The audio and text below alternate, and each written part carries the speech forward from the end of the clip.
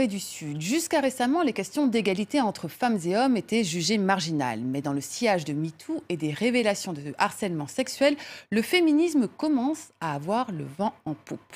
Reportage à Séoul de Yenali et Constantin Simon. C'est un domaine traditionnellement dominé par les hommes. Pourtant aujourd'hui en Corée du Sud, plus de 40% des adeptes de jeux vidéo sont des femmes, souvent des jeunes filles.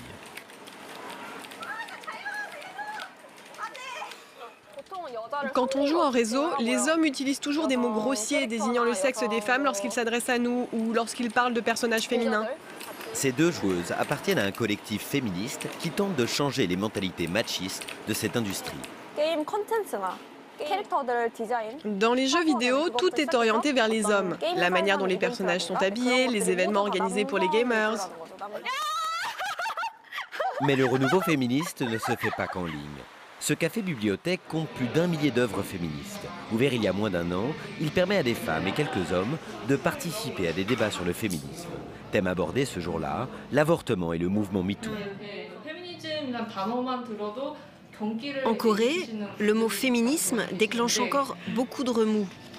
Mais ici, nous pouvons parler librement du féminisme et développer nos idées ensemble. La solidarité entre femmes, c'est aussi la motivation de cette avocate. Sa particularité, elle a été elle-même victime d'un harcèlement au travail. En 2010, elle a osé poursuivre son ancien employeur Samsung, la plus célèbre des entreprises coréennes. Aujourd'hui, elle continue ce combat en défendant d'autres victimes. Cette cliente dit avoir été agressée par un collègue de travail. Dans cette vidéo récupérée sur des caméras publiques, on la voit en jean blanc, avec son agresseur présumé. Il l'attrape, la soulève au-dessus du sol et la fait tourner. Mais la vidéo a joué en faveur de son adversaire et la jeune femme se retrouve aujourd'hui accusée de diffamation. Est-ce qu'elle prend la pilule? Combien de petits copains elle a eu? Est-elle divorcée? Au tribunal, les juges décortiquent et jugent la vie privée des femmes. Ces méthodes doivent cesser. Les mentalités en Corée du Sud restent conservatrices.